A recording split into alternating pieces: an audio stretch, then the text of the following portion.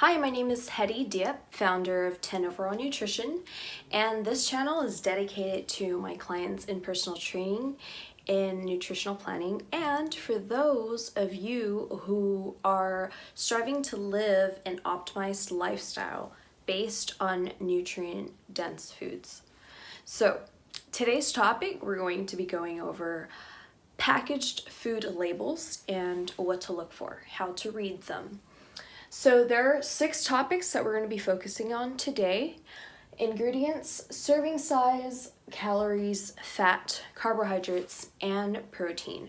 I'm not going to go too in depth within each topic because this is going to be the first of a series of videos where I will be going in depth upon each topic and making that the topic of each video. So today is more of an introduction.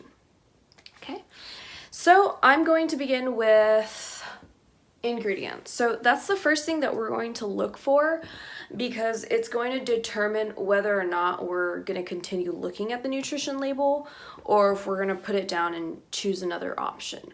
So we'll take this package of canned beans, for example. So the ingredients is usually listed above or under, oh, it's too bright, or under the nutrition facts, right? So over here you can see that the ingredients is prepared black beans, water, and salt. Very simple list, 3 ingredients, more than enough. So my rule of thumb is that I like to choose foods that are 10 ingredients or less. Honestly, 1 ingredient is enough, especially if it's something as simple as bananas or something like a bag of spinach. So with these types of foods, you can tell that it's just the sole ingredient of banana because these are unpackaged, right? So packaged foods would include this Greek yogurt container, for example, orange juice in a carton, or a canned item, beans, or in a plastic container. So all of those are considered packaged foods, and many times they would have some sort of preservative in there to keep the food lasting longer on the shelf, right? We call that shelf life. And so that's the first thing you want to look for. Ingredients, try to keep the list short and sweet. If you see any terms that you don't recognize on the label, then it's probably better that you pick out another option. So moving on, serving size. So that's the second item. Going back to these beans, the serving size is always at the top. So it's normally right after the nutrition facts. Right under where it says nutrition facts. And so this is a recommended serving size to a general population. So for example, if you're like me who's 5'2", 5'3", on a good day, I'm not going to eat as much as a person that's 6'4" or 6'5", right? So it says half a cup is a serving size. So for me, that would be enough. However, for a person that weighs a lot more, that's way taller, that is probably not enough. Not enough carbohydrates for them because this is mainly a carbohydrate, okay? So keep in mind of the serving size based on your body composition. So next we have calories. So the calories is typically right under the serving size, right? So a serving size of these beans would be 100 calories. So a lot of people make the mistake of thinking this whole container of beans is 100 calories, and it's not, because you have to divide it by the portion size. And in this container, the serving size, there's about 3.5 servings per container. So you have to divide that accordingly. And each serving size is 100 calories. So I'm not a huge fan of counting down the calories because it's very time consuming and it's not necessarily healthy because some people can get really meticulous about it, and that's not the way to go.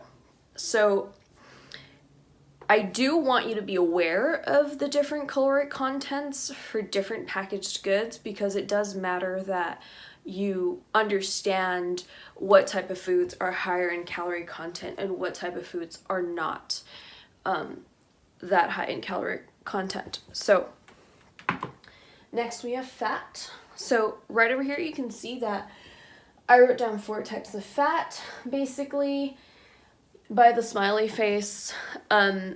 It's from the best to the worst to something that's kind of in between. So really quick, monounsaturated fats help lower cholesterol, and polyunsaturated fats are basically your omega-3s and omega-6. And saturated fats are typically solid at room temperature, whereas these 2 fats are liquid in room temperature. And trans fat is just not good overall. It's basically very processed. It's called an hydrolyzed type of oil that's been through a lot of processes, and I think it's banned in the US right now. Yeah, it's banned. You shouldn't see that in any of the labels, and if you do, then definitely don't get that food. So the fat will be on here.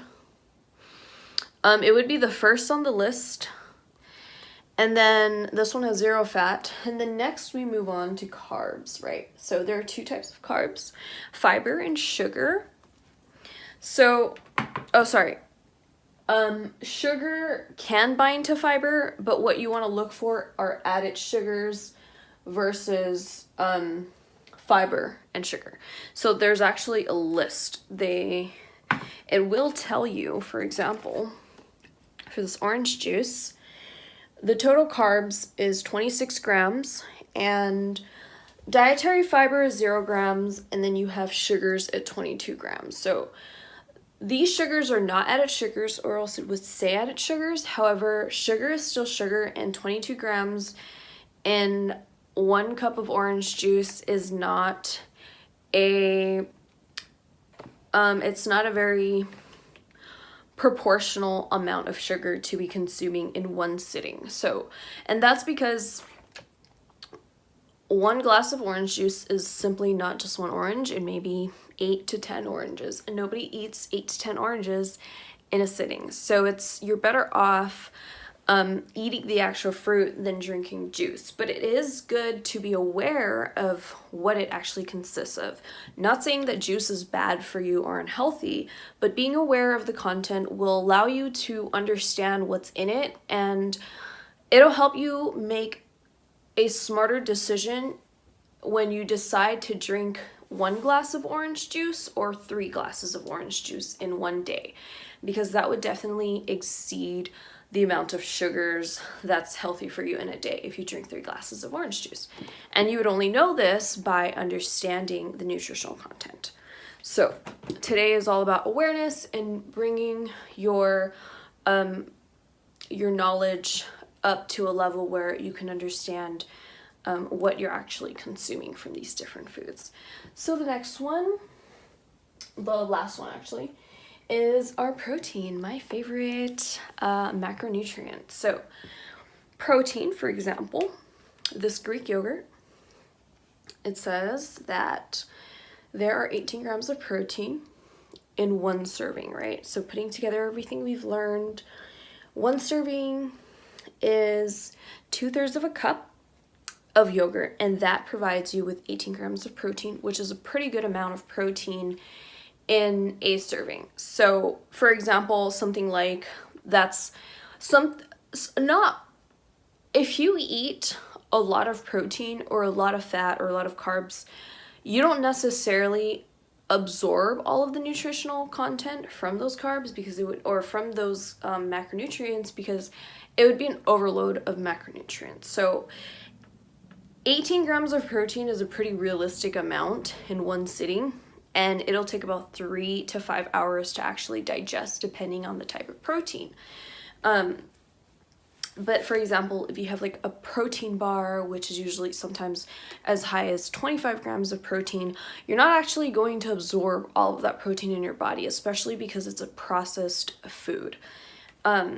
And then one more thing over here, it does include, look, so it says total sugars is 3 grams, and then it includes 0 added sugars. So that's really helpful because now the FDA actually requires food labels to have added sugars included on the package. And added sugars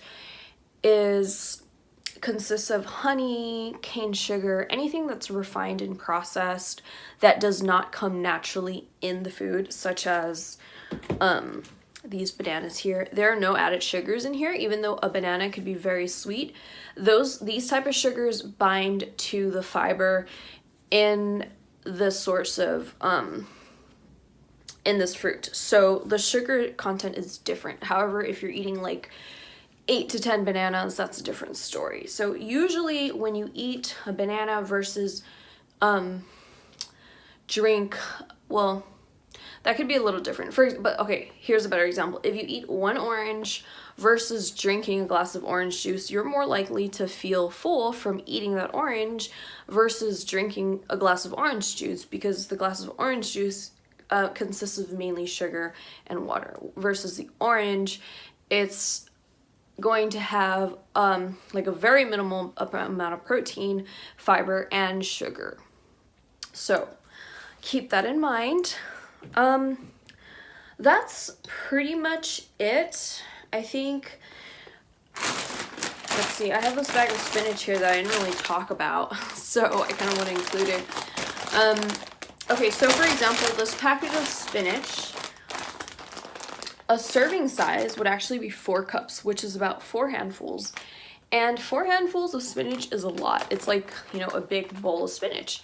So knowing how much a big bowl of spinach is compared to, you know, a big bowl of rice, you're going to be able to compare the amount of calories, carbs, and fat in this lighter meal versus a heavier meal. And my whole takeaway that I want you to leave with is being able to kind of assess in your mind what type of food you're buying and an estimation of how much calories, carbs, fat, and protein is in that food without looking at the nutrition label every single time.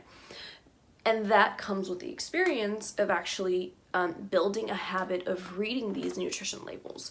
So that's the important part. So really keeping a habit of understanding what's on these nutrition labels so that we can make the best choice possible when grocery shopping.